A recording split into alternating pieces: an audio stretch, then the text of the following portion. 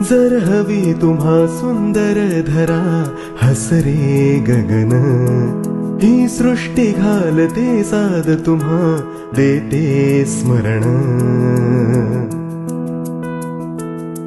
जर हवी तुम्हा सुंदर धरा हसरे गगन, ही सृष्टी घालते साद तुम्हा देते स्मरण। ही साद घालती झाडे कामध्ये थांबती वारे, हे पहा संपले पाणी मातीस दुखवले कोणी। ही जीवसृष्टी हा निसर्ग सुंदर मातीची पुण्याई, सांगती उद्याच्या पिढ्या म्हारे जपा जपा हिरवाई। थांबवू चला हे प्रदूषण लाभू दे जगा संजीवन, या करू जतन वातावरण रे चला जपू पर्यावरण। आपले पर्यावरण आपले पर्यावरण आपले पर्यावरण आपले पर्यावरण।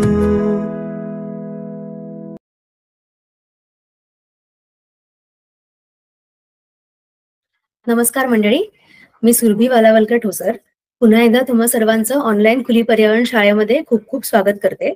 खुली पर्यावरण शाळा हा उपक्रम ठाणे महानगरपालिका आणि पर्यावरण दक्षता मंडळ यांच्या संयुक्त विद्यमाने सुरुवात करण्यात आला। आणि आपण सर्व जाणता की पर्यावरण दक्षता मंडळ ही संस्था गेली 25 वर्ष पर्यावरण शिक्षण, संवर्धन आणि जनजागृती या क्षेत्रामध्ये कार्यरत आहे। तर खुली पर्यावरण शाळेमध्ये आज सुद्धा आपण एक वेगळा विषय घेऊन आलेलो आहोत। त्याआधी आपण एका वेगळ्या उपक्रमाबद्दल जाणून घेणार आहोत। 5 जूनच्या निमित्ताने म्हणजे पर्यावरण दिनाच्या दिवशी आपण संस्थेने MPCB आणि ठाणे जनता सहकारी बँक यांच्या संयुक्त विद्यमाने एक आगळा वेगळा उपक्रम केला। यामध्ये आपण साधारण 30 सोसायट्यांना फुलपाखरू उद्यानासाठी रोपांचं वितरण केलं। म्हणजे आपल्यापैकी काही जणांना माहित असेल की फुलपाखरांचे काही स्पेसिफिक प्लांट्स असतात, त्यामध्ये त्यांचं नेक्टर प्लांट असतं ज्याच्यावरती त्याच्यातून ते मधुरस शोषून घेतात, आणि दुसरं म्हणजे होस प्लांट असतं ज्यावर ते अंडी घालतात, त्यावर त्यांची पूर्ण लाईफ सायकल। तर अशा प्रकारच्या 50 झाडांचा आपण त्यांना एक सेट केला होता आणि वेगवेगळ्या सोसायट्यांना आपण त्याचं वाटप केलं। तर हा कार्यक्रम 5 जूनला साजरा झाला आणि खूप चांगला प्रतिसाद त्याला मिळाला। तुमच्यापैकी काही जणांना जर तुमच्या सोसायटीमध्ये सुद्धा फुलपाखरू उद्यान करायची इच्छा असेल तर तुम्ही नक्की आम्हाला संपर्क करू शकता। ते जे रोप आहे म्हणजे फुलपाखरा उद्यानासाठी लागणारी रोपं वाढवण्यापासून ते तुमच्या सोसायटीमध्ये घरपोच तुम्हाला पोहोचेपर्यंत त्याची एक नॉमिनल कॉस्ट आहे। तर ते तुम्ही या फोनवरती आम्हाला संपर्क साधल्यानंतर आपण डिटेलमध्ये यावर नक्की चर्चा करू शकतो। तर नक्की जे इंटरेस्टेड असतील त्यांनी या क्रमांकावरती संपर्क साधावा। आणि जसं आपण दर सेशनला पर्यावरण दिनाविषयी चर्चा करतो, तसं आज मी तुम्हाला 2 वेगवेगळ्या पर्यावरण दिनांविषयी माहिती सांगणार आहे। ऍक्च्युली आज सुद्धा एक पर्यावरण दिन आहे आणि उद्या एक दिवस आहे। तर या दोन्ही दिवसांचं तुम्हाला माहिती असेल की आज आणि उद्या कुठले दिवस आहेत, तर तुम्ही नक्की ते सेशन सुरू असताना तुम्ही चॅटबॉक्समध्ये पोस्ट करू शकता आणि सेशन नंतर आपण माहिती घेऊया। आजचं सेशन आपलं खूप वेगळं आहे आपलं। तर आपण आज इंडिजिनस आणि एक्झॉटिक स्पीशीज वरती चर्चा करणार आहोत, म्हणजे देशी आणि विदेशी प्रजाती याविषयी। अनेक आपण आपल्या भोवती प्रजाती बघत असतो, त्यापैकी काही आपल्याकडच्याच असतात, काही परदेशामधून आलेल्या असतात। तर या सर्वांचं ओरिजिन काय आहे किंवा या स्पीशीज कोणत्या कोणत्या आहेत याविषयी आपण आज जाणून घेणार आहोत। आणि हे सेशन घेण्यासाठी आपल्यासोबत आज उपस्थित आहे डॉक्टर आदित्य अकेरकर सर। मी सरांचा तुम्हाला थोडक्यात परिचय करून देते। सरांनी मरीन बायोटेक्नॉलॉजी मध्ये PhD केलेलं आहे आणि सध्या ते SIES कॉलेज मध्ये असिस्टंट प्रोफेसर आहेत। त्यांचा रिसर्च एक्सपिरियन्स बऱ्याच फील्डमध्ये भरपूर जास्त आहे। त्यांचे पब्लिकेशन सुद्धा अनेक या विषयामध्ये झालेले आहेत। त्यांनी पालघर मधल्या एव्हियन डायव्हर्सिटीवरती पेपर पब्लिश केलेला आहे। त्यानंतर immunomodulatory activity of extracts from marine animals या विषयावर सुद्धा त्यांचं एक पब्लिकेशन आहे। आणि अनेक प्रकारच्या कॉन्फरन्सेसमध्ये त्यांनी आपलं हे काम प्रेझेंट केलंय। आणि ते ऑर्गनायझिंग कमिटी मेंबर आणि रिसोर्स पर्सन आहेत UGC funded workshops techniques in biotechnology या विषयावरती जे वर्कशॉप्स होतात त्यामध्ये ते कमिटी मेंबर आणि रिसोर्स पर्सन देखील आहेत। आणि प्रत्येक कॉलेजचं एक बोर्ड ऑफ स्टडीज असतं, ज्यामध्ये एखादा सिलेबस फॉर्म करण्याच्या आधी आपण काही एक्सपर्ट्सना तो सिलेबस दाखवतो आणि त्यानंतर त्यांनी अप्रूव्ह केल्यानंतरच तो सिलेबस फॉर्म होतो. तर अशा 3-4 कॉलेजमध्ये म्हणजे SIS कॉलेजचं झुओलॉजी डिपार्टमेंट, त्यानंतर बांदोडकर कॉलेजचं बायोडायव्हर्सिटी, वाईल्ड लाईफ कन्झर्वेशन आणि मॅनेजमेंट डिपार्टमेंट आणि युनिव्हर्सिटी ऑफ मुंबईचं झुओलॉजी आणि एन्व्हायरमेंटल सायन्स डिपार्टमेंट. तर या सर्व डिपार्टमेंटमध्ये sir board of studies member देखील आहेत. तर मी जास्त वेळ न घेता सरांना विनंती करते की त्यांनी आपल्या आजच्या विषयाची सुरुवात करावी. नमस्कार, मी डॉक्टर आदित्य अखेरकर. सुरभीने खूप छान इंट्रोडक्शन करून दिलं. आपण आज इंडिजिनस आणि एक्झॉटिक स्पीशीज या 2 विषयांवर बोलणार आहोत. इंडिजिनस किंवा नेटिव्ह स्पीशीज ज्या आहेत त्या आपल्याकडे मिळणार आहेत. तुम्ही जे स्क्रीनवर बघतायत ह्या सगळ्या स्पीशीज आपल्याकडे मिळणाऱ्या आहेत. आणि एक्झॉटिक स्पीशीज ज्या आहेत त्या जास्ती करून लोक जे पेट्स ठेवतात, बऱ्याचशा विविध प्रकारचे पेट हल्ली आपल्याकडे ठेवले जातात. हल्ली एक संकल्पना आहे की घरी आपण आधी होतं हम दो हमारे दो, आता हम दो हमारे अनेक पेट्स असं पण एक संकल्पना झालेली आहे निर्माण. त्याच्यामुळे लोक आता पेट्स पाळतात बरेचसे. तर त्या हिशोबाने आपण आज इंडिजिनस आणि एक्झॉटिक स्पीशीज बद्दल एक छोटीशी माहिती घेऊया. तर भारतामध्ये डायव्हर्सिटी खूप आहे ॲनिमल्स आणि प्लांट्स दोन्हीची. त्याचं कारण असं आहे की आपल्याकडे मिळणारी जी विविध एरियाज जे आहेत आपल्याकडे, क्लायमॅटिक फॅक्टर्स आपल्याकडे वेगळे आहेत आणि त्या अनुषंगाने आपल्याकडे मिळणारे जे पक्षी आहेत आणि प्राणी आहेत किंवा झाडं, पानं, फुलं जे आहेत आपल्याकडे ती पण बरीच विविध आहेत. ओव्हरऑल बघायला गेलं तर इंडियामध्ये 1970s पासून कन्झर्वेशन बऱ्यापैकी चांगल्या प्रकारे चालू झालं. त्याच्यामध्ये मोठा वाटा आहे एक project tiger, project elephant, project rhinoceros, project gharial, हे असे बरेचसे प्रोजेक्ट जे भारताच्या गव्हर्नमेंटने चालू केलेले आणि ministry of environment and finance, फॉरेस्टनी पण त्याला बराच सहकार्य दिलेलं. त्यामुळे आपल्याकडे असं बघायला गेलं तर बरेचसे प्रजाती प्राण्यांची जी आहे किंवा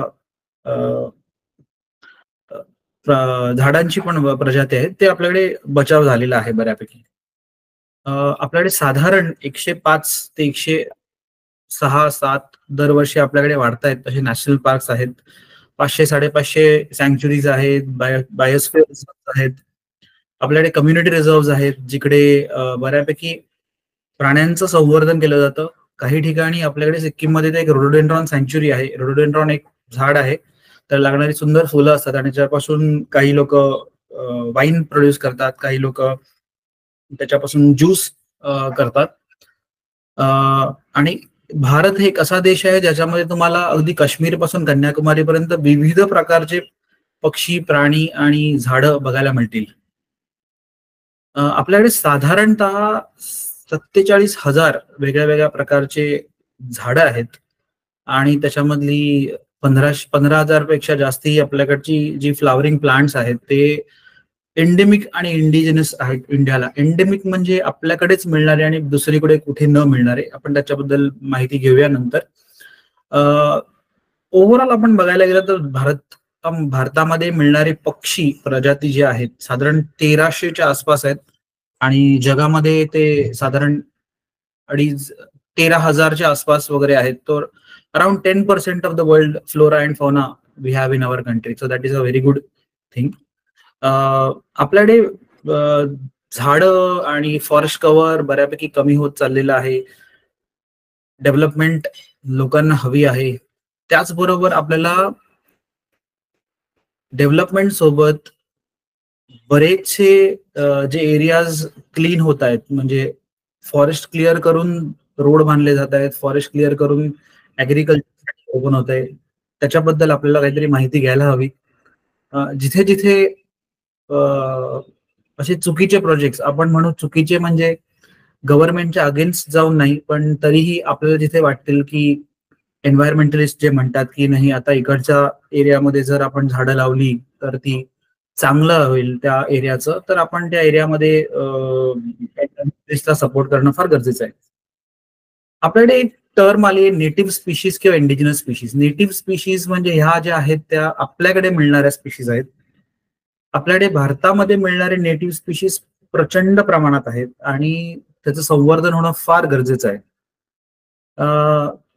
आपण असं बघू की ह्या काही ज्या मिळणाऱ्या प्रजाती आहेत, मी फक्त स्पीशीज अशा रीतीने म्हटलं की आपल्याला ॲनिमल्स ॲज वेल ॲज प्लांट्स दोन्हीची गरज असते. आणि आपल्याकडे मिळणारे प्लांट स्पीशीज जे आहेत त्या पण मी तुम्हाला दाखवलं मग 47,000 स्पीशीज आहेत आपल्याकडे. त्याच्यापैकी 15,000 स्पीशीज ह्या आपल्याकडेच मिळणारे आहेत. बाकी बाहेर पण मिळतात, पण 15,000 स्पीशीज जे आहेत ते आपल्याकडेच मिळणार आहेत. ह्या सगळ्या नेटिव्ह स्पीशीज आहेत. आणि आपण जसं म्हणतो आंबा वगैरे आहे किंवा आपण म्हणतो युकलिप्टस आहे. युकलिप्टस बऱ्याच ठिकाणी युकलिप्टसची झाडं लावली जातात निलगिरीच्या तेलासाठी. पण हे निलगिरीचं जे झाड आहे ते आपलं नेटिव्ह नाहीये. हे ऑस्ट्रेलियावरनं आपल्याकडे आणलेलं आहे आणि त्याची लागवड झालेली आहे. आणि निलगिरी जो एरिया आहे अख्खा, हा निलगिरी झाडावरनं नाहीये. निलगिरींची म्हणून एक सुंदर फुलं येतात, ती वर्षात 12 वर्षातनं एकदा कधी फुलतात, कधी 10 वर्षातनं फुलतात. तर अख्खाच्या अख्खा डोंगर निळा दिसतो, त्यामुळे त्याचं नाव निलगिरी दिलेलं आहे. हे निलगिरी झाडांमुळे नाहीये, पण त्या एरियामध्ये त्याची लागवड जास्ती झालेली आहे आणि त्यामुळे लोकांना असा एक समज आहे लोकांचा की त्यामुळे त्याला निलगिरी म्हणतात. आपल्याकडे इंडिजिनस स्पीशीज जे आहेत त्या नेटिव्ह स्पीशीज, इंडिजिनस स्पीशीज ह्या आपल्याकडेच मिळणार आहेत. म्हणजे आपण इंडिजिनस म्हणजे आपल्याकडे भारतात मिळणाऱ्या स्पीशीज आहेत. आणि भारत किंवा इंडियन सबकॉन्टिनेंट आपण ज्याला म्हणतो, भारत, इंडिया, पाकिस्तान, नेपाळ, बांगलादेश, श्रीलंका, ह्या एवढ्या भागांमध्ये मिळणाऱ्या ज्या स्पीशीज आहेत त्या आपल्या इंडिजिनस स्पीशीज आहेत. आपल्याकडे ह्या इंडिजिनस स्पीशीज ज्या झाडांच्या व्हरायटीज आहेत, त्या झाडांच्या व्हरायटीसाठी म्हणून येणारे काही पक्षी आहेत, काही कीटक आहेत आणि त्यांचं एक असोसिएशन आहे. त्या झाडांचं आणि त्या कीटकांचं, त्या झाडांचं आणि त्या प्राण्यांचं, त्या झाडांचं आणि त्या पक्ष्यांचं हे कुठेतरी विलुप्त होत चाललंय. त्यासाठी आपल्याला ह्या दोन्ही गोष्टी आपल्याला जपणं फार गरजेचं आहे. आणि त्याच्यामध्ये एक खूप मोठी टर्म आहे, त्याला म्हणतात आपण एंडेमिक स्पीशीज. एंडेमिक स्पीशीज अशा आहेत ज्या आपल्याकडे मिळणाऱ्या आहेत आणि त्या एरिया स्पेसिफिक आहेत. फॉर एक्झाम्पल मी जर म्हटलं तुम्हाला की आपल्याकडे भारतामध्ये 2 टाईप ऑफ व्हिस्लिंग थ्रश मिळतात. व्हिस्लिंग थ्रश एक निळ्या रंगाचा पक्षी असतो आणि व्हिस्लिंग थ्रश जो आहे तो भारतभरात मिळतो, पण अख्ख्या वेस्टर्न घाट्समध्ये म्हणजे आपल्या ज्या गुजरात पासून चालू होऊन खाली अगदी कन्याकुमारी पर्यंत आपल्या केरळ पर्यंत जाणारा जो वेस्टर्न घाट आहे तिथे मिळणारा जो व्हिस्लिंग थ्रश आहे त्याला मलबार व्हिस्लिंग थ्रश असं नाव दिलेलं आहे, कारण हा मलबार रिजन मध्येच मिळतो, बाकी कुठे मिळत नाही, त्याच्यामुळे मलबार व्हिस्लिंग थ्रश. तसंच आपल्याकडे मलबार ग्रायडिंग फ्रॉग आहे, तसंच आपल्याकडे मलबार पिट वायपर आहेत. तो हे जे प्राणी आहेत, ह्या प्रजाती आहेत प्राण्यांच्या, त्या आपल्याकडेच मिळणाऱ्या आहेत किंवा या वेस्टर्न घाट्समध्येच मिळणाऱ्या आहेत किंवा लोकलाइज्ड आहेत. असंही म्हटलं जातं की हे जे प्राणी आहेत, पक्षी आहेत किंवा या ज्या झाडांच्या स्पीशीज आहेत ज्या एंडेमिक आहेत, तर असा एक थिअरी आहे त्याच्या मागची की ज्या ज्या गोष्टी एंडेमिक आहेत त्या फार उत्क्रांतीमध्ये उशिरा आलेल्या आहेत आणि म्हणतात त्याला they are very young as far as evolution is concern. So endemic species आपल्याकडे आहे. Endemic species of course are native because तेवढ्याच एरियामध्ये मिळतात त्या. तर एंडेमिक स्पीशीज ज्या असतात त्या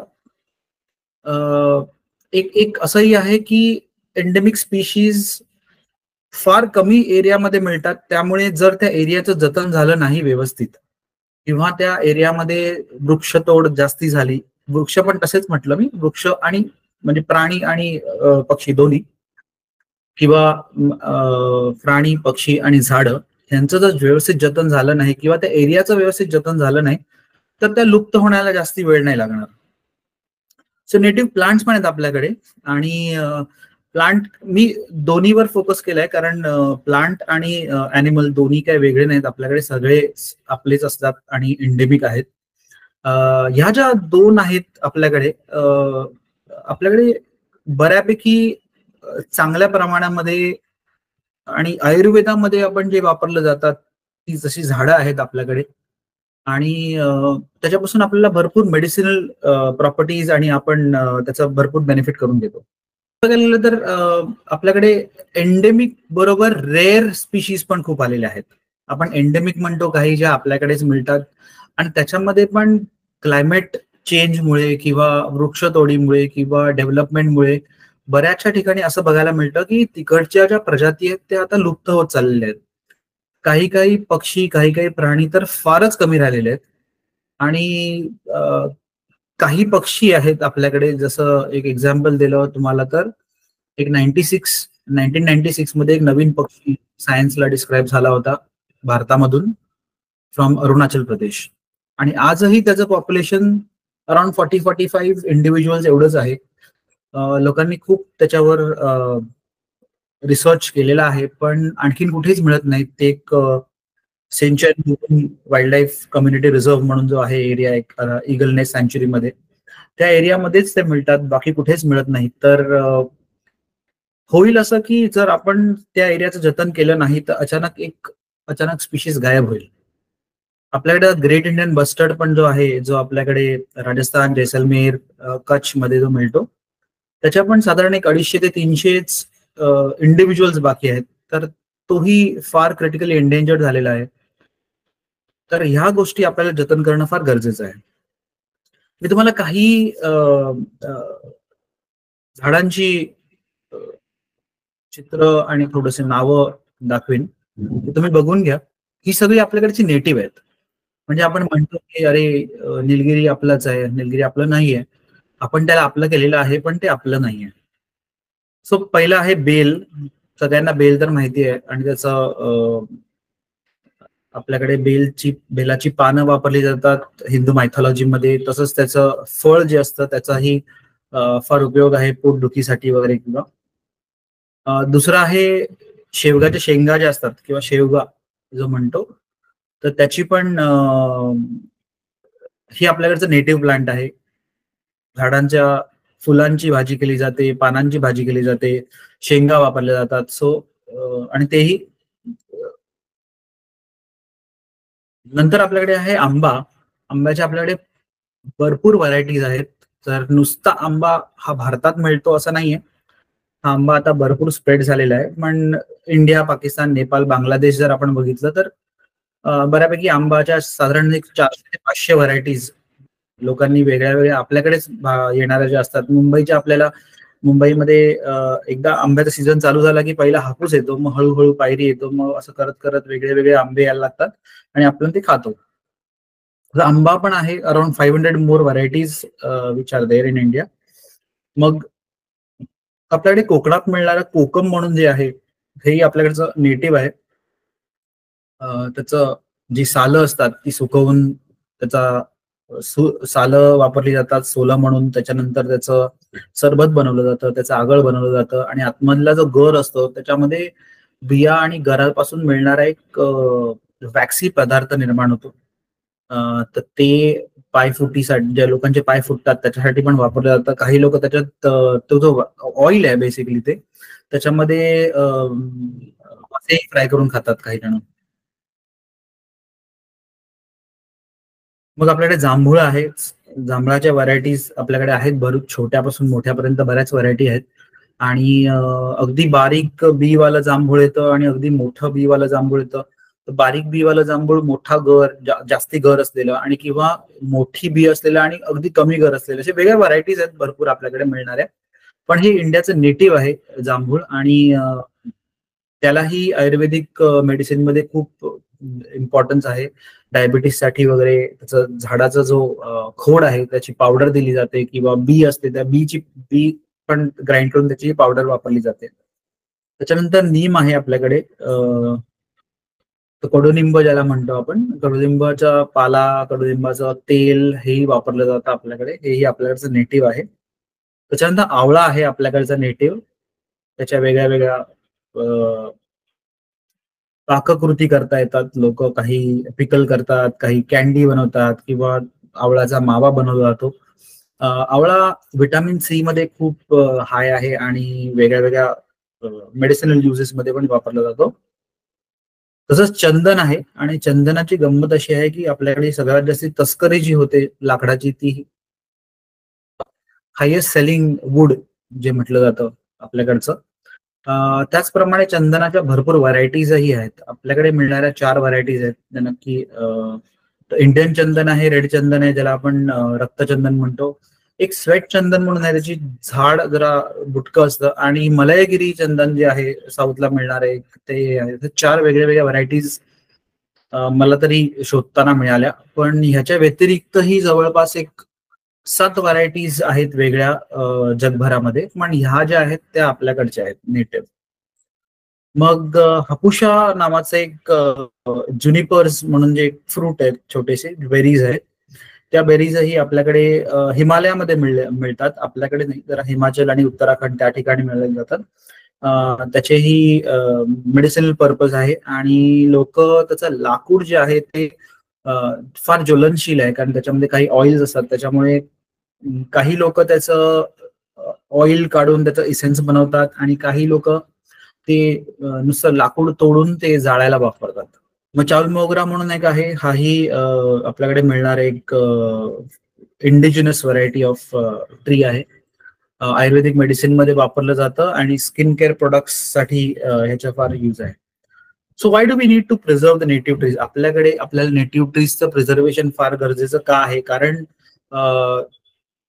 जसं मी आधी सांगितलं, असं प्रत्येक प्राण्याचा किंवा प्रत्येक वृक्षाचा एक रोल असतो. प्रत्येक एरियामध्ये जिथे ते वाढतं तिथे त्याचं एक रोल तो प्ले करतो, की त्याचं आणि प्राण्यांचं, पक्ष्यांचं, कीटकांचं एक कॉम्बिनेशन असतं तिकडे. आपण जसं त्याला म्हणू की एक इकोलॉजी बनवतं ते. आणि कोणत्याही ठिकाणी जसं तुम्ही बघाल की काही काही ठिकाणी बरेचसे झाडं, डोंगरच्या डोंगर साफ केले जातात. जसं आपल्याकडे म्हणायला गेलो तर आपण कॉफी भरपूर प्यायला लागलोय, चहा भरपूर प्यायला लागलोय, थँक्स टू द ब्रिटिशर्स की त्यांनी चहा इंट्रोड्यूस केला आपल्याकडे. आणि आज रोज सकाळी उठल्यावर आपल्याला चहा फार गरजेचा असतो. तो चहा जो आहे हा पण बाहेरनं आलेला आहे, आपल्याकडचा नाहीये. पण आपल्याकडे ब्रिटिशांना हवा होता म्हणून त्यांनी लागवड केली, आणि लागवड करताना त्यांनी असं बघितलं की दार्जिलिंग, हिमाचल, उत्तराखंड किंवा ह्या ज्या एरियाज आहेत तिथे माउंटन स्लोप्सवर हे चहाचे मळे, चहाची बागानं आसाममध्ये वगैरे फार छान, त्याच्या क्लायमेट त्याच्यासाठी फार कंड्युसिव्ह आहे, आणि त्याच्यामुळे त्याची वाढ खूप व्हायला लागली तिथे.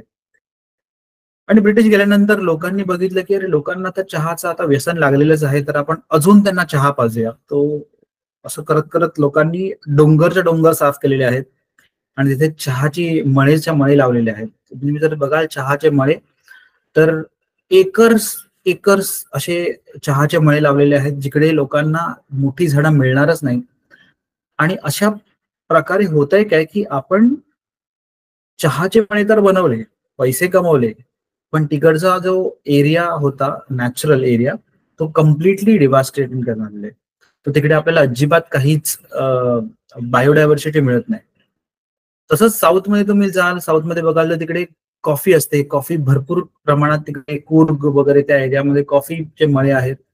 आणि कॉफीच्या फ्लावरिंग जेव्हा होतं कॉफीचं, तेव्हा वास खूप सुंदर असतो, त्याचा सुगंध खूप सुंदर असतो. पण तिथेही तोच प्रकार आहे की तिकडे जे नेटिव्ह ट्रीज होत्या त्या आपण डिस्ट्रॉय केल्या, सगळ्या काढून टाकल्या, आणि तिथे आपण कॉफीचे मळे लावलेले आहेत. त्याचप्रमाणे रबर प्लांटेशन पण आपल्याकडे भरपूर झालेले आहे. आपल्या ओरिजिनल झाडं होती, ओरिजिनल आपल्याकडे जे नेटिव्ह प्लांट्स आहेत ते आपण काढून तिथे रबर लावलंय, कारण आपल्याला त्याची गरज आहे म्हणून मग रबर लावलेला गेला, आणि रबर मधनं उत्पादन फार आपल्याला मिळतं. तर आपल्याकडचे जसे तुम्ही झाडं बघितली तशी आपण काही प्राणीही बघूया, नेटिव्ह इंडिजिनस जे अॅनिमल्स आहेत. तर फ्लेमिंगो तर सगळ्यांना माहिती असेल, ग्रेटर फ्लेमिंगोज आपल्याकडचे आहेत, आणि काही लेसर फ्लेमिंगोज ते बाहेरनं येतात. पण हे जे ग्रेटर फ्लेमिंगोज आहेत ते आपल्याकडे कच्छवरनं येतात, आणि मुंबईमध्ये जगभरातनं लोक मुंबईत फ्लेमिंगो बघायला येतात, दिल्लीहून येतात, बाहेरनं भारताबाहेरनंही येतात फ्लेमिंगो बघायला. कारण आपल्याकडे फ्लेमिंगो असेच काही पैसे न देता बघायला मिळतात. इझिली चालत गेलो आपण, फ्लेमिंगो बघितले, आलो. ठाण्याला गेलो आपण, किंवा ऐरोलीच्या ब्रिजवर गेलो, किंवा वाशीच्या खाडीला गेलो, तिथे आपल्याला फ्लेमिंगोज असेच बघायला मिळतात. भांडुपला गेलो, भांडुपलाही बघायला मिळतात. सो ह्या जे फ्लेमिंगोज आहेत ते आपल्याकडचे इंडिजिनस आहेत. त्याच्याबद्दलची माहिती आहे ती तुम्ही नंतर वाचू शकता, पण मी खूप त्याच्याबद्दल माहिती नाही देत.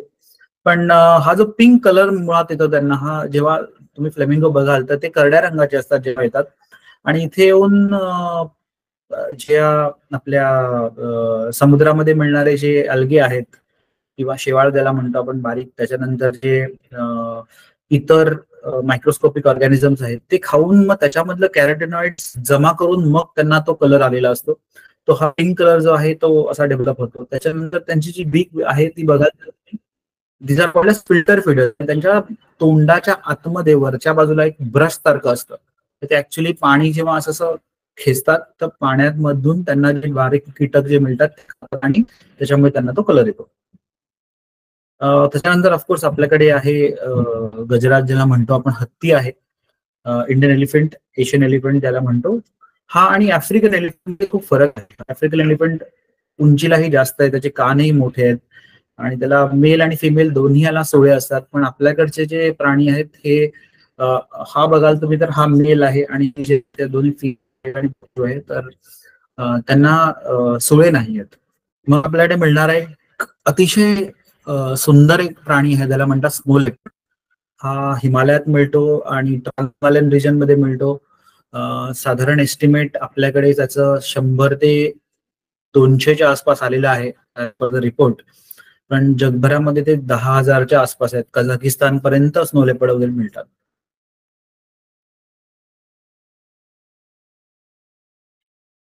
त्यानंतर आपल्याकडे ग्रेटर वन हॉर्न रायनोसरस ज्याला आपण म्हणतो, गेंडा, तो भारताचा एक इम्पॉर्टंट ॲनिमल आहे आणि साधारण 60 आणि 70च्या दशकामध्ये त्याचं एवढं हंटिंग झालं होतं की त्या रायनोच्या शिंगासाठी त्याचं हंटिंग होतं, फार पोचिंग होतं.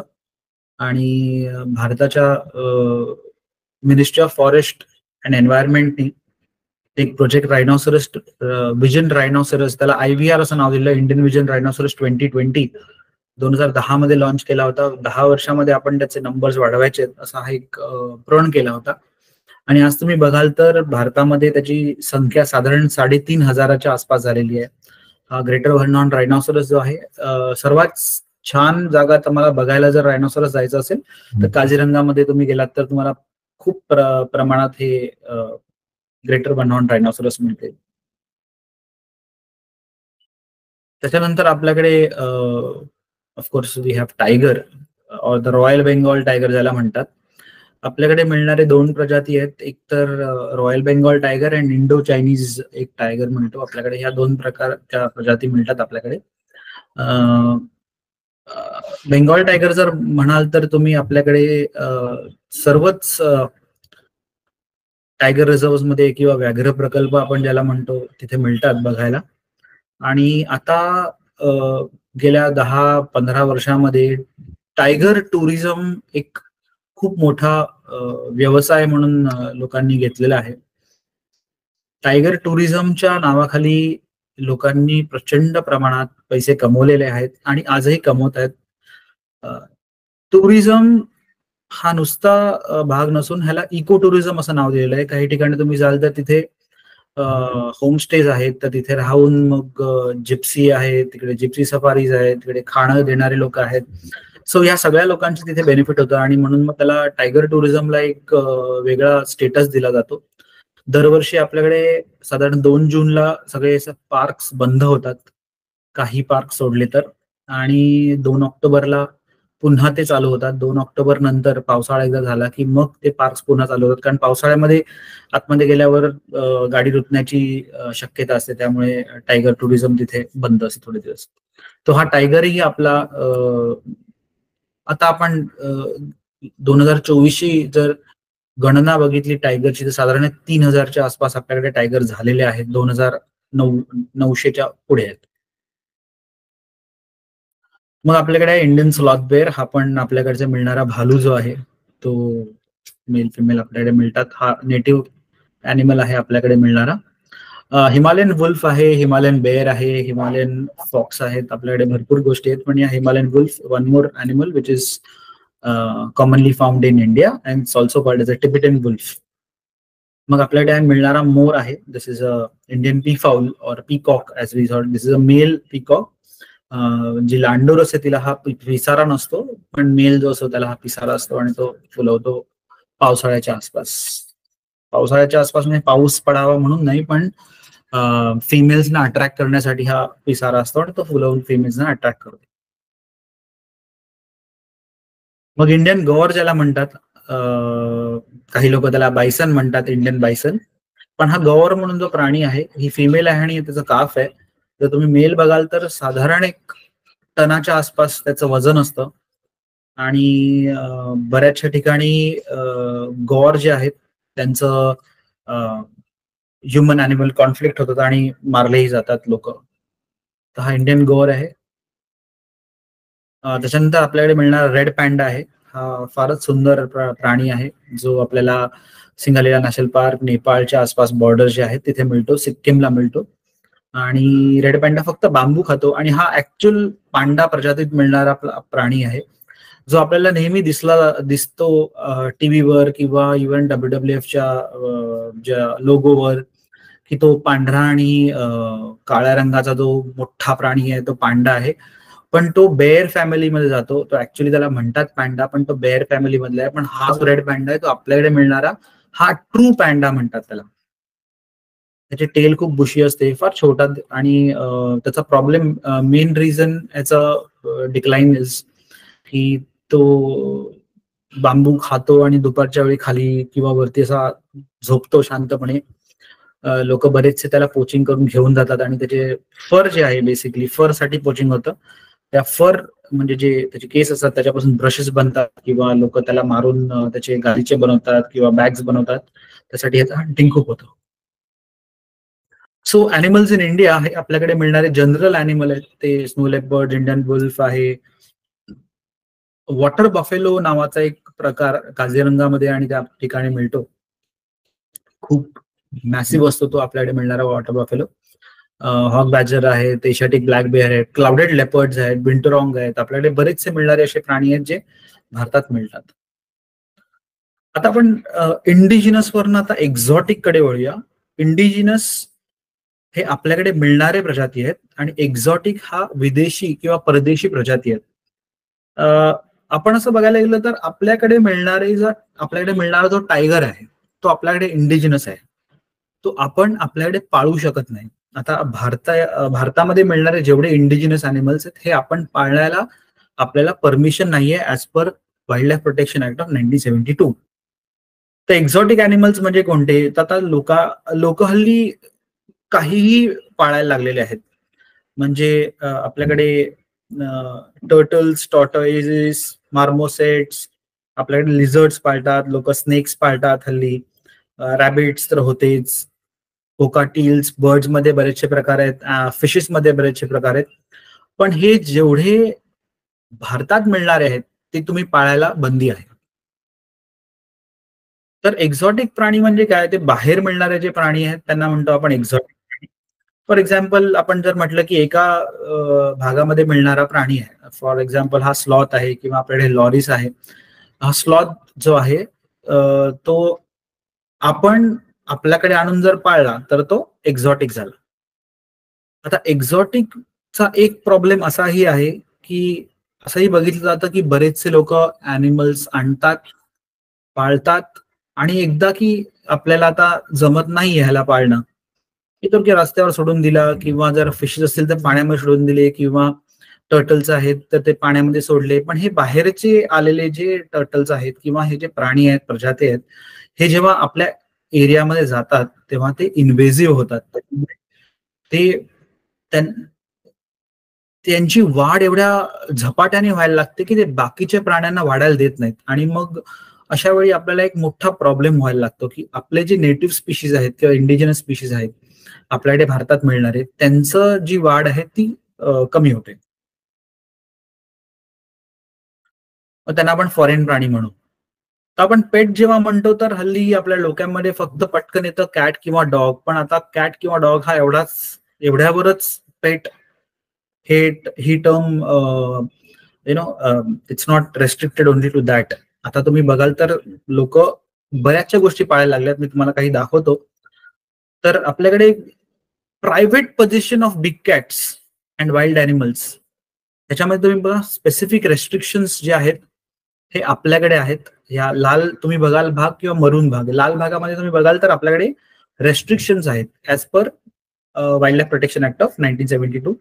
आणि आपल्याला ट्रॅफिक आणि सिटीजच्या अंडर दॅट इज एक convention for international trade of endangered स्पीशीजच्या अंडर आपल्याला काही अॅनिमल्स जे आहेत ते आणणं किंवा भारताबाहेर नेणं ह्याला रेस्ट्रिक्शन्स टाकलेले आहेत. तो आपण काय पेट्स म्हणून ठेवतो आपल्याकडे, which animals can be kept as pet. आपल्याकडे मिळणारे 10 अॅनिमल्स फक्त दाखवतो. गिनीपिग्स आहेत, हेजहॉग्स आहेत, अँगोरा रॅबिट्स आहेत, टॅरेंट्युलाज आहेत, शुगर ग्लायडर्स आहेत, पिग्मी मार्मोसेट्स आहेत, रेड हँडेड टॅमरिन्स आहेत, फेरेट्स आहेत, एक्झोलॉटल्स आहेत आणि फॉक्स. नाव these are guinea pigs, these are African pygmy hedgehog.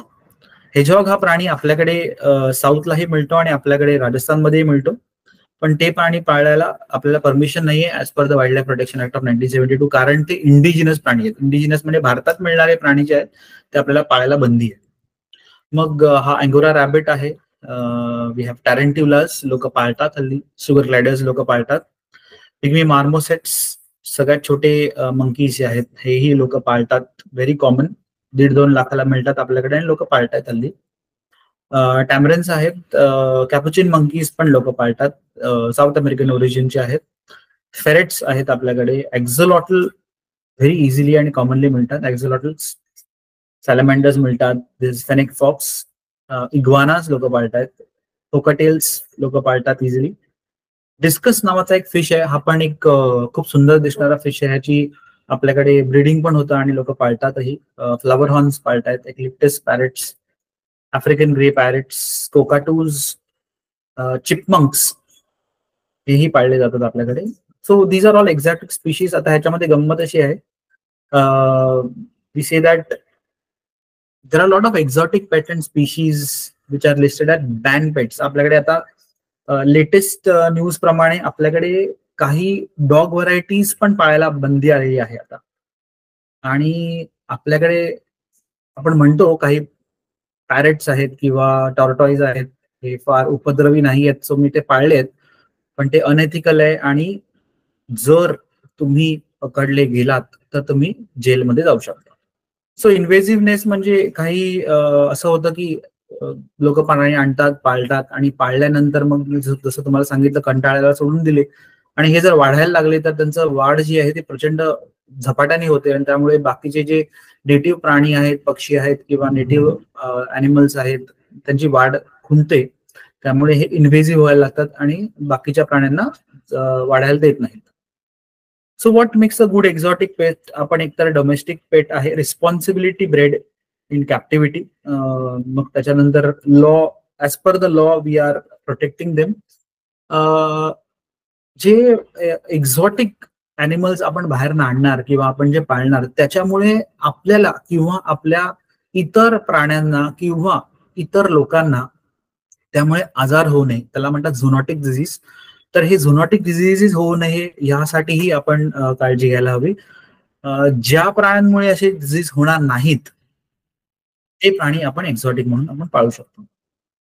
तर आता हे जे आहे buying, selling and keeping Indian species as pets is illegal. हे जे प्राणी दाखवलेले आहेत हे ठेवणं आपल्याकडे इलिगल आहे आणि जर आपल्याला कोणी दिसलं असं पाळताना तर आपण definitely wild life protection act किंवा wild life crime control bureau किंवा ट्रॅफिक किंवा सिटीजला आपण सांगू शकतो. त्यांना ही टोल फ्री नंबर आहे 1926, याला कॉल करून आपण त्यांना सांगू शकतो की ह्या बाजूच्या माणसाकडे किंवा ह्या व्यक्तीकडे हे प्राणी पाळले गेलेले आहेत, हे इंडिजिनस अॅनिमल्स आहेत आणि हे पाळणं बँड आहे. So ministry of forest and environment आपल्याकडे इम्पोर्टसाठी पण लायसन्स आहेत आणि ऍडवायझरी बनवलेली आहे. सो आपल्याकडे CITES through we have to disclose, म्हणजे जेव्हा आपण एक कुत्रा किंवा एक मांजरही आपण जेव्हा घेतो पाळायला, तर कुत्रा जेव्हा घेतो आपण पाळायला त्याचं लिनिएज मिळतं आपल्याला, त्याची हिस्ट्री मिळते की बाबा त्याचे आजोबा कोण होते, त्याचे बाबा कोण होते आणि ही जी प्युअर ब्रीड आहे की क्रॉस ब्रीड आहे की जे असेल त्याची डिटेल्स येतात त्याचे, तर त्याचं सर्टिफिकेट येतं. तसंच बाकीच्या प्राण्यांचंही कुठून आलेले आहेत काय ते आपल्याला डिस्क्लोज करावं लागतं. आणि सिटीज म्हणून जे आहे convention for international trade of endangered species, त्या ह्या बॉडी थ्रू आपल्याला डिस्क्लोज करूनच प्राणी घ्यावे लागतात. बाहेरनं आणावे लागतात. आणि आपल्याला इम्पोर्टसाठी लायसन्स लागतो, रजिस्ट्रेशन लागतं, सगळ्या या गोष्टी फार गरजेच्या असतात. बँड पेट्स इन इंडिया जसं म्हटलं तसं बर्ड्स मध्ये रोझरिंग पॅराकिट्स आहेत, त्याच्यानंतर अलेक्झांड्रियन पॅराकिट्स, हा आपण ज्याला पोपट म्हणतो, आपल्या खिडकीतून बसतो आणि लोक बरेचसे पाळतात. हा इव्हन आधी जे भविष्य घेऊन बसायचे त्यांच्या पेटारा असायचा हा पोपट, हा ही बँड आहे आपल्याकडे. अलेक्झांड्रियन पॅराकिट हा सर्वात मोठा पोपट इंडियात, ज्याला आपण पॅराकिट म्हणतो, मिळणारा. स्टारबॅक टॉर्टॉइज लोकांकडे असायचे, अजूनही आहेत, पण हा बँड आहे अॅनिमल वाईल्ड लाईफ प्रोटेक्शन ऍक्टच्या अंडर. त्याचं नॅचरल हॅबिटॅट आहे राजस्थानमध्ये. रेडियल स्लायडर्स आपल्याकडे बँड आहेत. आता हे जेवढे पक्षी तुम्हाला दाखवले किंवा हे जे टॉर्टॉइज दाखवले आपल्याकडे सहज मिळतात सगळ्यांकडे, पण हे बँड आहेत सगळे. Red Muniya, green Muniya band आहेत, जंगल मैना बँड आहे, टॉर्टॉइज अँड टर्टल्स बँड आहेत, त्याच्यानंतर सी ऑटर्स, डॉल्फिन्स वगैरे ठेवायलाही बँड आहे. स्नेक्स पण काही प्रकारचे स्नेक्स पाळण्याला अलाउड आहे. आपल्याकडे भारतात मिळणारे कोणतेही स्नेक्स कॅप्टिव्हिटीमध्ये किंवा पेट म्हणून ठेवायला बँड आहेत. आपल्याला हल्ली मध्यंतरी एक फेसबुक, इंस्टाग्राम आणि सगळ्यावर एक व्हिडिओ फारच फेमस झाला होता की ठाण्याला कुठेतरी एका घरातनं एक मोठासा अजगर निघाला आणि मग त्या लोकांनी त्याला कसा काढला बाहेर आणि पाडला आणि मग तो सोडवला. तो त्या बॉल पायथन होता बेसिकली, आणि तो आपल्याकडे नाही मिळत, बाहेरनं आणतात लोक आणि तो पाळतात. आपल्याकडे ते पाळायला परमिशन आहे, त्याला पण रेस्ट्रिक्शन्स आहेत आणि त्याला सर्टिफिकेट्स आणि त्याचे परमिशन घ्यावे लागतात. मंकीज मध्ये पण आपल्याकडे ठेवायला अलाउड नाहीये, आणि under section 22 of the PCA Act, people can be land in jail. And there is cities which is there, and there is traffic which is there, trade, recording, analysis and flora and fauna and commerce. Traffic नावाची पण जी गोष्ट आहे, हे लोक पण जे animal trafficking होतं त्याच्यावर लक्ष ठेवून असतात. आणि इफेक्टिव्ह रेग्युलेशन ऑफ ट्रेड आपल्याकडे जेव्हा द क्वेश्चन असा येईल की तुम्ही विचाराल की आपल्याकडे चीता आणलेले क्युनो नॅशनल पार्कमध्ये हे कसे अलाउड झाले, तर त्याच्यासाठी बरेचसे रेग्युलेशन आपण फॉलो केले होते. ट्रॅफिक, सिटीज या सगळ्या फॉर्मॅलिटीज कम्प्लीट केल्या होत्या आणि आपण त्यांच्याकडनं ते चिता मागवलेले. So traffic, so we say that get your permits and keep your pets. So तुमचे परमिट्स तुमच्याकडे असायला हवेत आणि तुमचे पेट्स तरच तुम्ही पाळू शकता. विदाउट परमिट पेट्स पाळणं फार इलिगल आहे. सो आपल्याकडे मिळणारे काही अॅनिमल्स आहेत, स्टारफिश आहे, मॉनिटर लिझर्ड आहे, रेड वेडावॅट आहे, ही रेड मुनिया जी आहे, पॅराडाइज फ्लाय कॅचर आहे, painted grass hopper, of course royal Bengal tiger, this is अ बगीरा ज्याला म्हणतात, किंवा लेपर्ड, ब्लॅक लेपर्ड. त्याच्यानंतर शेकरू आहे, हा महाराष्ट्राचा राज्य प्राणी आहे शेकरू. So I prefer to watch all these animals in wild. ते आता शेवटचे फोटोज जे होते किंवा मधले फोटोज होते ते मी काढलेले होते, त्याच्यामुळे I like to watch them wild only. Thank you so much. Thank you very much sir. तुम्ही अतिशय छान पद्धतीने इंडिजिनस आणि एक्झॉटिक मधला फरक आज सांगितला. आपल्याकडे जे पार्टिसिपंट्स आहेत तर त्यांच्यापैकी कोणाला काही प्रश्न असतील तर त्यांनी स्वतःला अनम्यूट करून विचारायला हरकत नाही क्वेश्चन्स. हो, माझा एक प्रश्न आहे. सर्वोत्तम माहिती आणि माझ्या त्याच्यामध्ये मला असं लक्षात आलं म्हणजे आज तुमच्या प्रेझेंटेशन मध्ये की आपण जे डोळ्याने वनस्पती दिसतात किंवा ज्या मोठ्या वनस्पती आहेत किंवा मोठे प्राणी आहेत, इंडिजिनस म्हणा किंवा एक्झॉटिक, त्याबद्दलची माहिती दिलात. पण जे आपले इंडिजिनस छोट्या वनस्पती आहेत किंवा छोटे प्राणी आहेत, उदाहरणार्थ काजव्यांबद्दल किंवा मग सर्पगंधासारखी वनस्पती आहे, अगदी छोटी नाहीये पण ती तशी लहान आहे, किंवा ग्लोरिओसा सुपरवा सारखी अग्निशिखासारखी वेलवर्गीय वनस्पती आहे, ती आपल्याकडे असते किंवा आपल्याकडे दिसते. पण याही वनस्पती आता कुठेतरी लोप पावत चाललेला आहे. तर याबद्दल किंवा एक ग्राउंड फ्लोरा आहे, एक तर त्याच्यावरती थोडासा अजून अभ्यास होणं पण गरजेचं आहे आणि कुठेतरी तो लोप पावत चाललेला आहे. त्यासाठी ऍज अ कॉमन मॅन म्हणून आपण काय करू शकतो किंवा मग तो त्याचे जतन कसं करू शकतो आपण? बरोबर, थँक्यू मॅडम. प्रश्न खूपच सुंदर आहे. आपल्याकडे होतं कसं की आपल्याकडे लोकांना जेव्हा ही जांभळाची किंवा आंब्याची किंवा अशी झाडं दाखवली जातात तर त्या आंब्याची झाडांना लोक पटकन ओळखू शकतात. पण आपण जर गवत किंवा या अशा छोट्या ग्राउंड फ्लोरात दाखवला तर पटकन लोकांना कळणार नाही, कारण त्यांनी बघितलेलाही नसतो. आपल्याकडे तुम्ही जसं म्हणाला ग्लोरियस सुपरबा जी कळलावीचं झाड आहे ते पण आता लुप्त होत चाललेलं आहे. ह्याच्या मागचं कारण त्याचं स्मगलिंग आहे. आणि आपल्याकडे तुम्ही बघाल तर काळी मुसळी पण जी आहे त्याचं पण स्मगलिंग जे होतं ते साधारण टनांमध्ये होत आहे आणि ट्रकच्या ट्रक भरून ते नेले जातात. तर हे थांबवण्यासाठी एकच आहे, जसं आपण म्हणतो if the buying stops only then the killing will stop.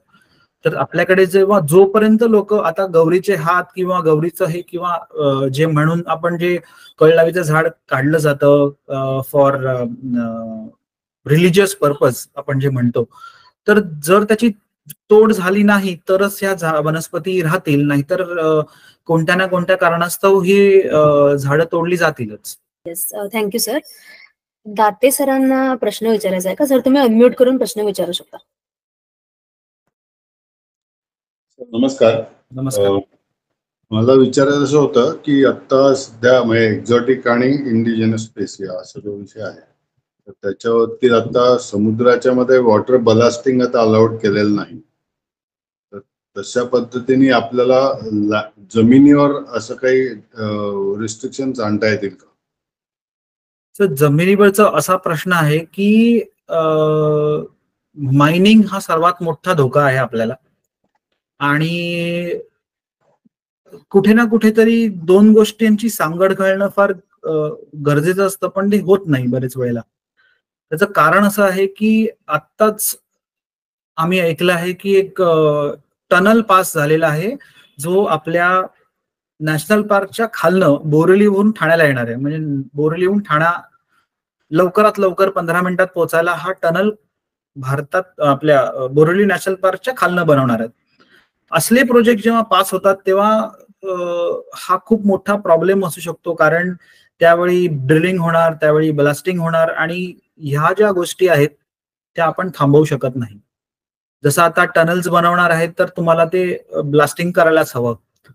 पण आपल्याला जर बघायला गेलं तर जे भारतात मिळणारे इंडिजिनस ॲनिमल्स आहेत ते बऱ्यापैकी आपण थांबवणं फार गरजेचं आहे. तेवढंच आपण करू शकतो. पण त्याच्यासाठी जेव्हा पेटिशन्स येतात किंवा म्हणा त्याच्यासाठी आपण जेव्हा एन्व्हायरमेंटलिस्ट एकत्र येतात तेव्हा ऑनलाईन किंवा ऑफलाईन आपण त्यांना सपोर्ट करणं फार गरजेचं असतं.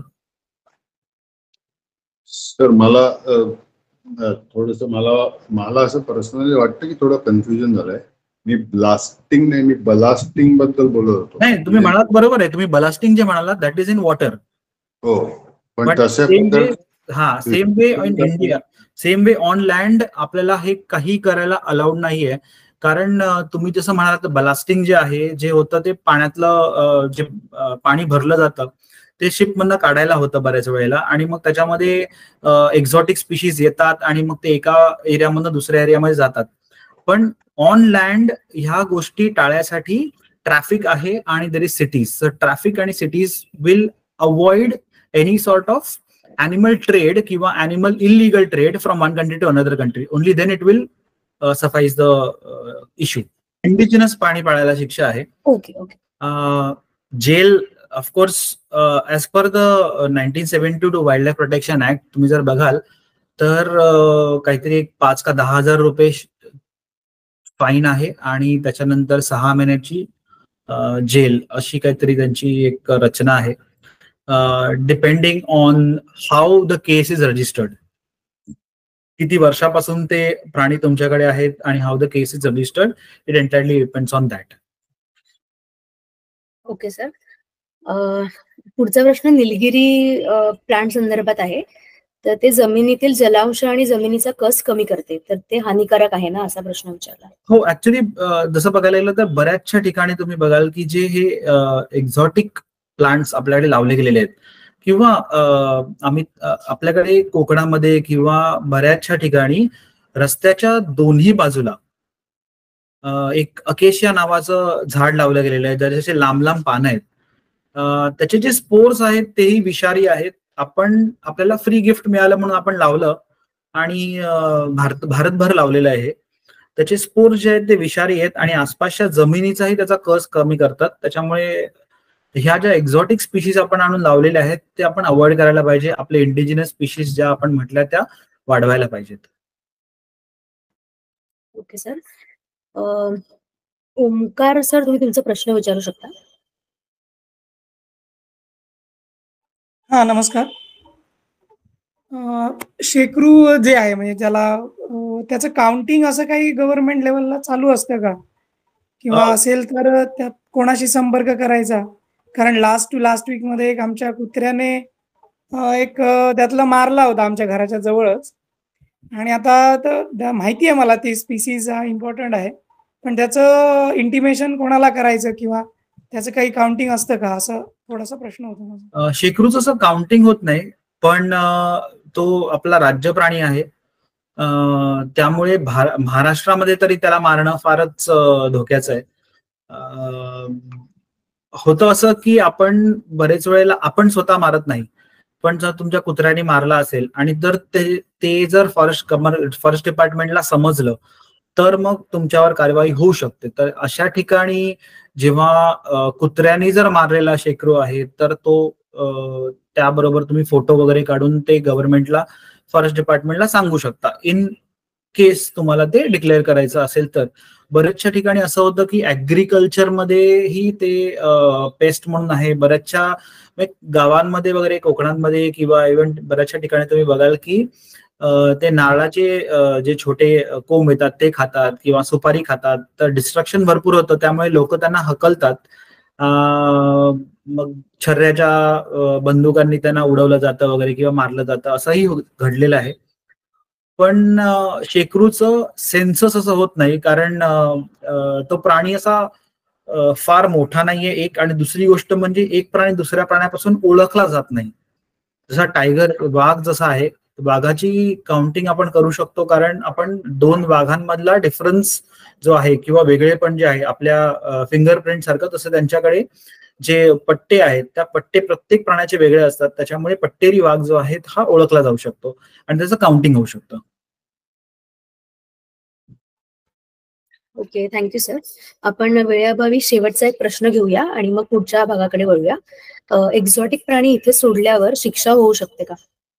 एक्झॉटिक प्राणी इकडे सोडल्यावर शिक्षा होऊ शकते, पण हे तुम्ही कोणते प्राणी कुठे सोडायचे हा एक प्रश्न आपल्याकडे उद्भवतोच. कारण मी आमच्या शेजारच्या तलावामध्ये बघितलंय की बरेचसे आपल्याकडे घरी रेडियर स्लायडर्स पाळतात किंवा टर्टल्स, बाकीचे सॉफ्टशेल टर्टल्स पाळतात, आणि मग शेवटी आता ते मला नाही झेपत आहे किंवा त्याच्या ट्रीटमेंटला जास्ती पैसे लागत आहेत किंवा त्याचं पोषण माझ्या नाही होत आहे, तर मग जाऊन गपचूप आपल्या बाजूच्या तलावामध्ये सोडलेले आहेत. त्यांची संख्या तिथे वाढत चाललेली आहे. पण अशी शिक्षा फार कमी आहे मी बघितलेली, कारण त्याच्यामुळे प्रश्न असा असतो की कोण पाहतंय. पोलिसांनी पाहिलं तर पोलीस म्हणणार की नाही हा चांगलं काम करतोय, कारण त्यांनाही माहिती नसतं ह्याच्याबद्दल. फॉरेस्ट डिपार्टमेंटची लोक काही तुमच्या शहरामध्ये फिरत नसतात की कोण एक्झॉटिक घेऊन सोडतंय किंवा एक्झॉटिक घेऊन पाळतंय हे बघायला. तर हा एक तिकडे मुद्दा आहे. Okay sir. अजून एक फक्त कमेंट आलेली आहे, ते मी वाचते. आपण बटरफ्लायसाठी लँटॅनाचं भरपूर प्रमोट करतो, तर त्याच्यामुळे सुद्धा काही लोकल आपल्याकडचे व्हरायटी असतात ते म्हणजे आउटग्रोथ करतात ते. हा, तर मग ह्याच्याबद्दल पण काही करू शकतो, कारण हे आता वेस्टर्न घाट्स आणि मेघालयामध्ये सुद्धा ते स्प्रेड झालेलं आहे. तर याच्याबद्दल अवेअरनेस करणं गरजेचं आहे. Correct. Okay, yes sir, thank you so much परत एकदा. आणि खूप छान माहिती सुद्धा दिली तुम्ही या विषयावरती, आणि चर्चा पण अगदी व्यवस्थित रंगली. तर आता आपण आपल्या कार्यक्रमाच्या पुढच्या भागाकडे बोलूया. थँक्यू. तर आजच्या एका दिवसाबद्दल मी माहिती सांगू इच्छिते. तर उद्या 8 जूनला वर्ल्ड ओशन डे आहे.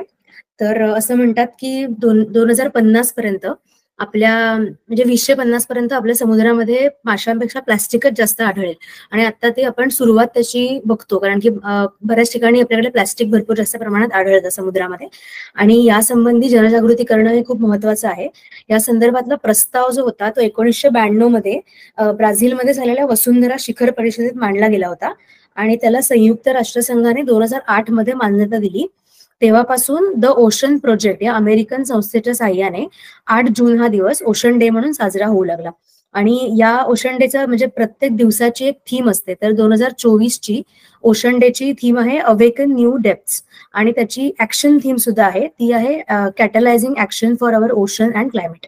तर सर्वांनी उद्या नक्की ओशन डे आपल्या आपल्या परीने साजरा करण्याचा प्रयत्न करावा. त्यानंतर एक अनाउन्समेंट करू इच्छिते की शनिवारी 8 जूनला आपल्या माझा तलाव या प्रकल्पाच्या अंतर्गत आपण एक फोटोग्राफी एक्झिबिशन भरवतो आहोत. ठाण्यातल्या मखमली तलावाच्या जवळ आपण ते एक्झिबिशन भरवतोय आणि तुम्ही सर्व जाणता की आपल्याकडे ठाण्यातल्या सर्व तलावांचे फोटोज आहेत. तर आपण त्या फोटोच्या माध्यमातून जनजागृती करत असतो तलावांच्या बद्दल. तर उद्या हे एक्झिबिशन आहे, तुम्ही सर्वांनी नक्की या एक्झिबिशनला यावे अशी विनंती. आणि मी आपल्या सेशन नंतर हे पोस्टर आपल्या ग्रुपवरती पाठवून देईन. त्यानंतर अजून एका कार्यक्रमाची अनाउन्समेंट करावीशी वाटते की डोंबिवलीमध्ये उद्या उद्या आणि परवा असा 2 दिवसाचा कार्यक्रम आहे निसर्गोत्सव नावाचा. कल्याण डोंबिवली महानगरपालिका, पर्यावरण दक्षता मंडळ डोंबिवली आणि एन्व्हायरो विजन यांच्या संयुक्त विद्यमाने पर्यावरण दिनाचा कार्यक्रम आहे 8 आणि 9 जूनला. तर 8 जूनला ट्रे लँडस्केप स्पर्धा आहे, त्यानंतर बागकाम कार्यशाळा देखील घेण्यात येणार आहे आणि रविवारी सापांविषयी सर्व काही नावाचं एक सेशन आहे आणि बागकाम कार्यशाळा पुन्हा वृक्षारोपण या विषयावरती आहे, कला आणि शास्त्र असा 2 दिवसाचा कार्यक्रम आहे. आनंद बालभवन डोंबिवली पूर्व येथे हा कार्यक्रम आहे. तर सर्वांनी दोन्ही दिवस या कार्यक्रमाला देखील उपस्थित राहावे. त्यानंतर आपण मागच्या सेशनमध्ये आपल्या पर्यावरण दक्षता मंडळाच्या ग्रीन शॉपी या प्रकल्पाविषयी माहिती घेतली होती. तर आपल्याकडे असे हे काही म्हणजे इको फ्रेंडली गोष्टीपासून बनलेले ट्रेज अवेलेबल आहेत. त्यानंतर पेन स्टँड आहे, नंतर टी म्हणजे चहासाठी आपण जे खाली टी स्टँड वापरतो ते आहे, त्यानंतर किचन होल्डर सुद्धा आहे. तर हे सगळं इको फ्रेंडली मटेरियल पासून बनवलेल्या वस्तू आहेत आणि आपल्या ग्रीन शॉपिंगमध्ये आपण भारतातल्या साधारण 35 NGOs कडून काही इको फ्रेंडली वस्तू घेऊन इको फ्रेंडली लिव्हिंग प्रमोट करत असतो. तर तुम्ही नक्की या आपल्याकडे पत्ता पण दिलेला आहे, गाळा number 15 Dadoji Konddev stadium, Khartan road, Thane पश्चिम या पत्त्यावर तुम्ही नक्की भेट देऊ शकता. आपलं सोमवार ते शनिवार 10 ते 6 ऑफिस चालू असतं. तर शॉपमध्ये जाऊन तुम्ही कुठल्याही प्रकारचे इको फ्रेंडली प्रोडक्ट्स घेऊ शकता. गिफ्टिंगसाठी हे खूप छान मटेरियल आहे. त्यानंतर अजून एक अनाउन्समेंट जी मी लास्ट सेशन मध्ये पण केली होती, ग्रीन लव्हर्स क्लबचा आपला हाफ इयरली गार्डनिंग कोर्स आहे. त्यामध्ये hanging plants, kitchen garden, terrarium, medicinal aromatic plants अशा अनेक विषयांवरती वेगवेगळे सेशन्स होतात. तर प्रत्येक म्हणजे महिन्यातल्या 2 शनिवार, 2nd आणि 4th सॅटर्डे या दिवशी आपण 4:30 ते 6 असं या वेळेमध्ये हा कोर्स घेतो. तर आता 22 जून पासून आपली नवीन बॅच सुरू होते. तर ज्यांना यामध्ये इंटरेस्ट आहे त्यांनी नक्की या ग्रीन लव्हर्स क्लबला सुद्धा तुम्ही एनरोल होऊ शकता. आणि आजचा दिवस म्हणजे मी सेशनच्या आधी सांगितलं होतं की 2 पर्यावरण दिवसांची माहिती देणार आहे. या दिवसाविषयी मी जास्त बोलत नाही कारण आपलं 14 तारखेला म्हणजे पुढचा जो शुक्रवार आहे त्या दिवशी आपलं या विषयावरच सेशन होणार आहे. तर आज actually world food safety day आहे आणि सर्वांना या दिवसाच्या खूप खूप शुभेच्छा. पुढचे सेशन्स आहेत त्याबद्दल मी माहिती सांगू इच्छिते. तर 14 तारखेला ऑर्गॅनिक फूड या विषयावरती राजेंद्र भट सरांचं व्याख्यान आहे. 21 तारखेला कुंडीतील रोपांची निगा याविषयी पौर्णिमा शिरगावकर यांचं व्याख्यान आहे आणि 28 तारखेला एथिक्स इन इको टुरिझम याबद्दल डॉक्टर निलिमा कुलकर्णी मॅमचं व्याख्यान आहे. आज सुद्धा आदित्य सरांनी इको टुरिझम बद्दल उल्लेख केला, याच्यावरती आपण डिटेलमध्ये जाणून घेणार आहोत 28 तारखेच्या सेशनमध्ये. तर सर्वांनी नक्की हे 3ही सेशन्स अटेंड करावेत आणि आज ज्यांनी सेशन अटेंड केलं त्याबद्दल खूप खूप सर्वांचे धन्यवाद. आणि पुन्हा एकदा आदित्य अकेरकर सरांचे धन्यवाद की त्यांनी एवढ्या सुंदर प्रकारे आपल्याला इंडिजिनस वर्सेस एक्झॉटिक या विषयावरती माहिती दिली. एवढं बोलून मी आता हे सेशन संपवते. आपण सर्व पुन्हा भेटूया पुढच्या शुक्रवारी 14 तारखेला ऑर्गॅनिक फूड हा विषय घेऊन. तोपर्यंत नमस्कार. Thank you so much everyone.